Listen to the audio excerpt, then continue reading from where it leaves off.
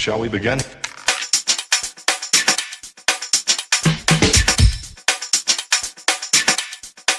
Let's begin. Good evening, good afternoon, or good morning, depending where you are in the world.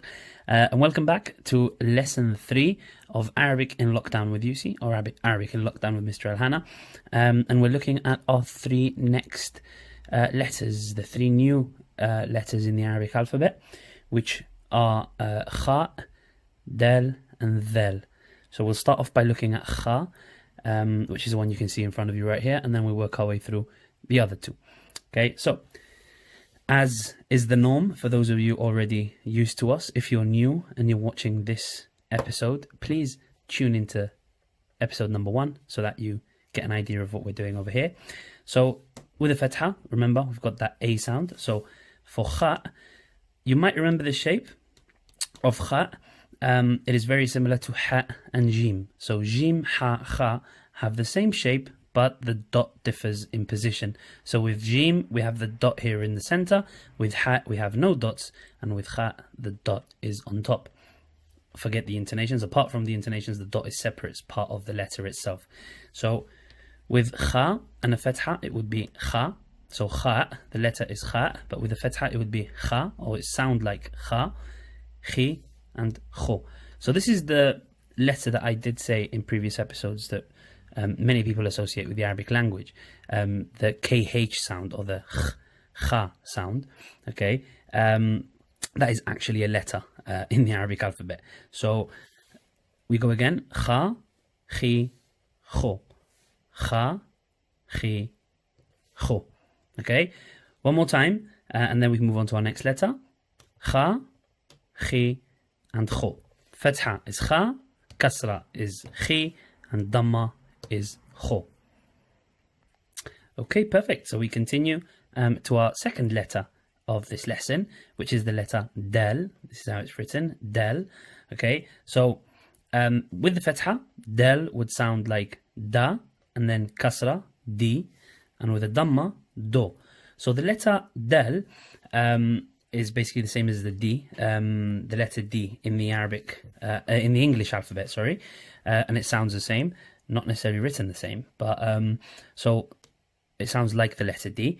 The next letter we're going to look at, we're going to use that TH, the same as we used with th, but instead of it being a soft th, it would be a thick TH, so a th. So as if you're saying this object, that person. So it's that sounding TH, the more rough sounding TH, the TH that sounds like the instead of th. Okay, so let's go through del again. So with a fatha, del would sound like da, with a kasra, di, and with a dhamma, do. Okay, so da, di, and do. Okay, and just as a pointer, dal written like this. Okay, we come down at an angle, and then we'll give it a base. Okay, that's how we write the letter. So, we've got one more letter left before we move on to the other part of the intonations. So from the fatha, kasra, and dhamma to fathatain, kasratain, and dhammatain. The final letter is dhal. Dhal, the one I said sounds more of a sort of rough TH. So we're looking at the TH sound in English, but a more rough one instead of a soft one, the same as th that we looked at last lesson. So with the del and dhal, again, the same as jim, ha, kha, they look very similar, and the only difference is dhal has a dot on top and del doesn't. Okay, so del we just looked at, and dhal, this letter, just has an extra dot on top and sounds like a rough th, so dhal. So with the fatha, it sounds like this: the with a kasra, the, and with a dhamma, tho. So we go together: the, tho.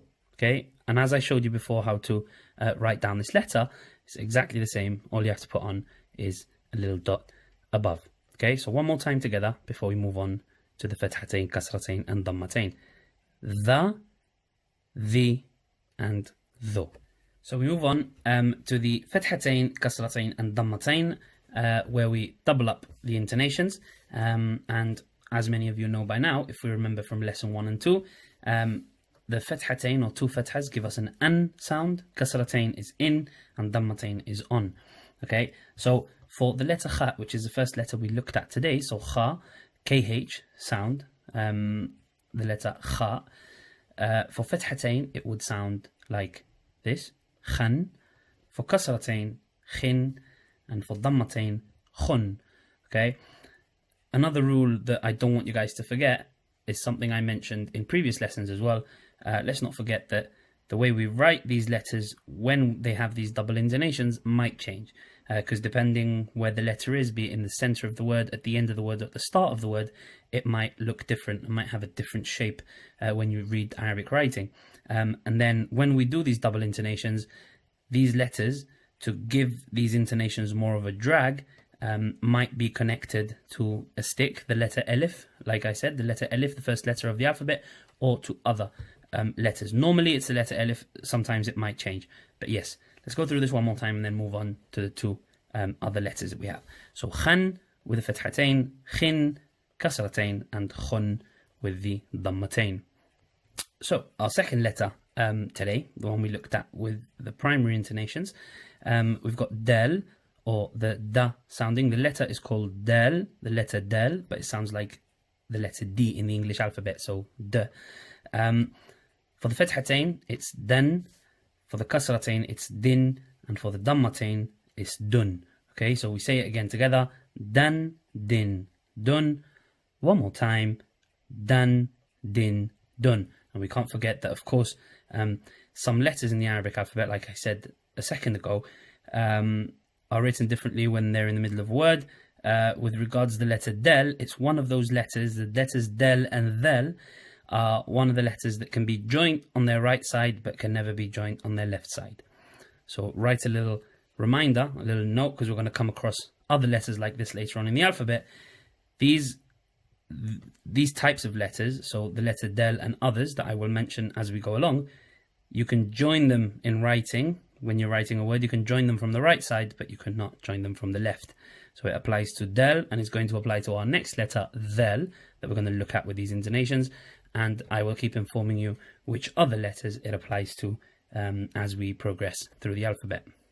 Okay, and so to finish off looking at the fathatain, kasratain, and dammatain before we summarize in our grid in a second, we're on the letter del again. So remember that TH sound, but the more rough sounding TH, not th, the same as th with the three dots that we looked at a couple of days ago, but del. So del, this one, del, it's a more rough sounding TH.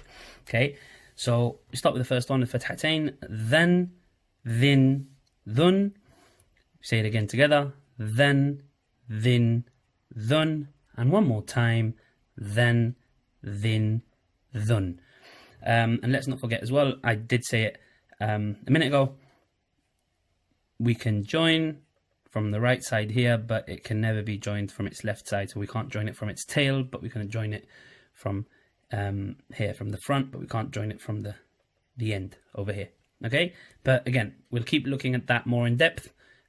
Don't forget, we're only looking at the alphabet, we're looking at the intonations. Once we can grasp those and sort of cement them in our brains, we can move on to more complex things. Okay, so here we are at the summary, and we're closing off lesson 3 by looking back at every single intonation and every single letter that we've covered today. So we've got the letter kha, same as I mentioned at the beginning. It's that kha sound that many people associate with the Arabic language, quite prevalent in Semitic languages, to be honest, in Hebrew, in Tigrinya, in Amharic. Many Semitic languages do tend to have similar letters. But yes, the letter kha,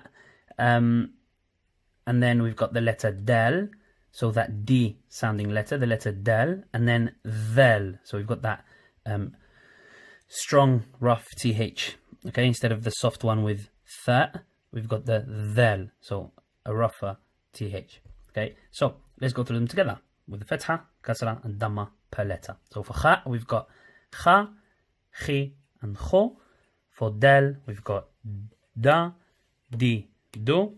And for del, we've got the, and tho. One more time.